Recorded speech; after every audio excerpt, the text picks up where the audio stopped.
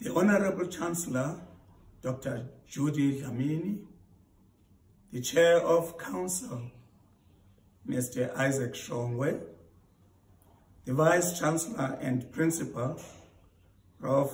Adam Habib, the Dean of the Faculty of Health Sciences, Prof. Martin Vela, distinguished guests, members of staff, parents and guardians, graduates, the student body at large, ladies and gentlemen, it is my pleasure and great honor to be invited at this graduation ceremony of the University of the Witwatersrand, Faculty of Health Sciences, for the purpose of conferring on me a Doctor of Science in Medicine, honoris causa.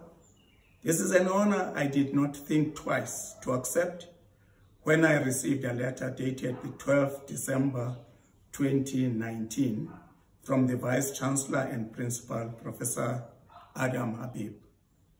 The letter confirmed the correspondence I received on the 6th December 2019 from the university's Deputy Registrar, Ms. Nicoline Potgieter. Thereafter, I was kept informed by correspondence from Ms. Elizabeth King, a senior officer from the Examinations and Graduation Office, who ultimately handed me over to the campaign and PR manager, Ms. Reshma Lakasingh, for logistical arrangements. To the University Council, the University Management, the University Senate, and the Faculty of Health Sciences, I am truly thankful for this honorable award. To all those who played a role behind the scenes, including sending me letters, arranging this graduation ceremony, and making arrangements regarding this prestigious academic attire and logistical arrangements, I say thank you very much. I also have to thank the audience in this graduation ceremony for attending and gracing the occasion, even if it's an absentia. And I would not have enjoyed giving this talk on empty chairs and with no people listening to what I'm saying. I have been associated with this university for quite some time through the Faculty of Health Sciences and some of its programs. As a member of the Medical and Dental Board's Undergraduate Education and Training Committee of the Health Professions Council of South Africa, I had the privilege of listening to the then Dean, Professor Max Price, when he presented the planned 4-year graduate entry medical program. I am delighted to say that what was approved as a Wits experiment by the Health Professions Council of South Africa for introduction in 2003 is now open for duplication by any other university in South Africa. I'm very glad to have been part of that innovation. Secondly, I have been involved as chair of 4 consecutive accreditation visits for the medical program at Wits from 2004 to 2015. I've also been involved in the accreditation of the clinical associate program of this university. I was even invited as guest speaker at a Wits graduation ceremony in 2010, during the time of Professor Loyiso Nonxa as Vice Chancellor and Principal. I therefore regard this university as my second academic home. The first one, of course, that molded and strengthened me, being Walter Sisulu University. Thanks again for crowning me today with a Doctor of Science in Medicine, honoris causa. a non-entity from a dusty village of Matsebini in the outskirts of Queenstown in the Eastern Cape province of South Africa. To fellow graduates, I congratulate you for successfully satisfying the university regulations and completing the programs you enrolled for. It may have been a long road that you traveled to be able to graduate, but you persisted and reached your goals. So, indeed, you deserve to be congratulated. As a person who has been a university student and then joined the working environment, I realized that university life was very easy because of the protected environment. Out there in the field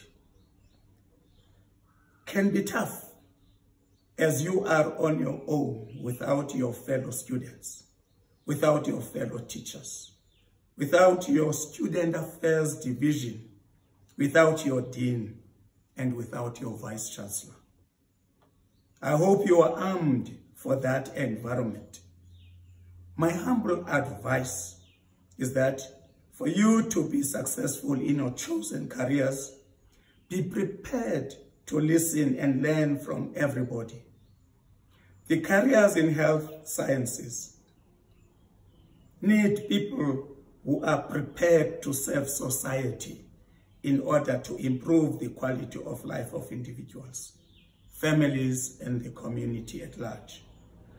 Go out there and do just that.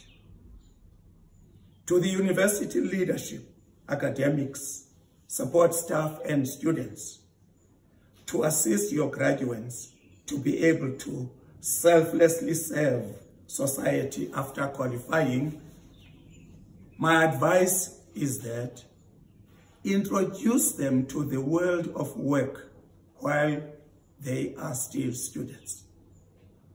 That enables them to just work after qualifying without adjustment to the work environment. How do you introduce them to the world of work? Not by sending them out there alone, but by being with them out there. And in addition, by going out there even without students. Be role models rather than saying to students, do as I'm telling you.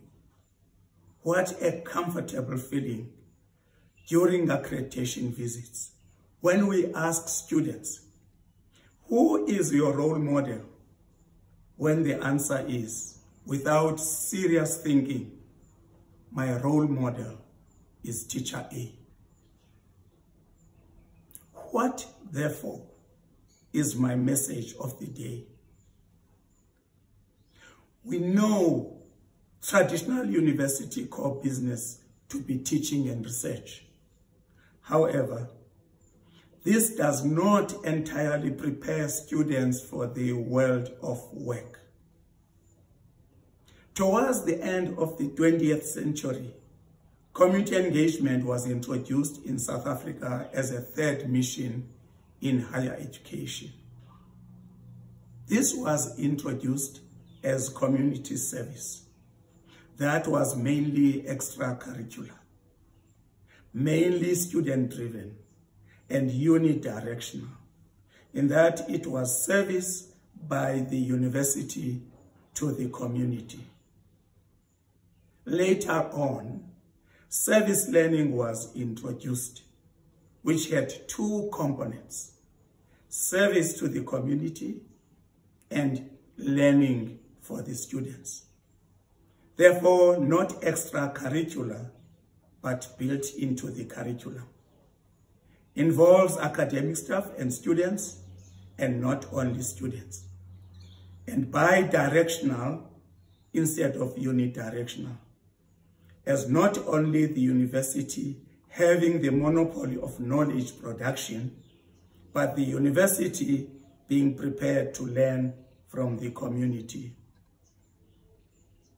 This also had its shortcomings of being student-dependent, where the community would be deserted during student holidays and examinations.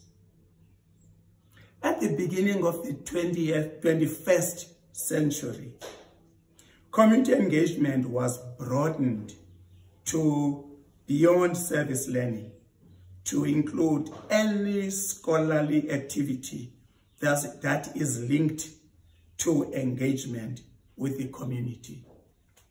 Be it research, that is community engaged research, be it teaching and learning, that is community engaged teaching and learning, or be it service, which is community engaged service.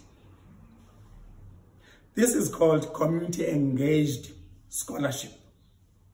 This is where community engagement is not regarded as the third mission of the university, but is integrated into the two acceptable core functions of the university that embrace scholarship, which are teaching and research. This is where community engagement is embedded in the core business of higher education. This approach fits the purpose of the university, which is scholarship. As long as we are aware of the fact that scholarship has now been broadened beyond research to include teaching as well as service. In this approach, there is mutual benefit as both the missions of the university and the community are fulfilled, which are teaching and research for the university and service for the community. In this way, the university will be playing its important and expected role of not only teaching the students and producing knowledge through research, but also developing the community to meet its sustainable interests in a scholarly reciprocal relationship, especially with the needy and the disadvantaged. Ladies and gentlemen, including our graduates, soon to be Wits alumni and members of the Wits convocation, let us be role models to our students so that they start at the university to be able to work in partnership with the community in fulfilling their personal needs of being renowned scholars on one hand and of being renowned community developers on the other end. If they start being involved in scholarly community engagement whilst being students, it will be easy for them to continue doing what they have been doing when they are in the real world of work. They will be able to work hand in hand with the community as equal partners in assessing them to solve their problems. Working with communities is not easy. It could be regarded as a difficult and selfless undertaking, but rewarding in the long term. Our country needs us all, ladies and gentlemen. Our country, South Africa, is still both a first and a third world, even now, close to 3 decades after independence. If students and staff, for that matter, demand and are prepared to fight for equity and justice for themselves, why can't they take up the challenge of fighting for equity and social justice in true partnership with the communities, especially the disadvantaged and underserved, in order to enable them to achieve sustainable livelihoods like us? Let us take up the challenge as privileged individuals, to serve selflessly and sincerely, so as to improve the quality of life of all South Africans. I thank you.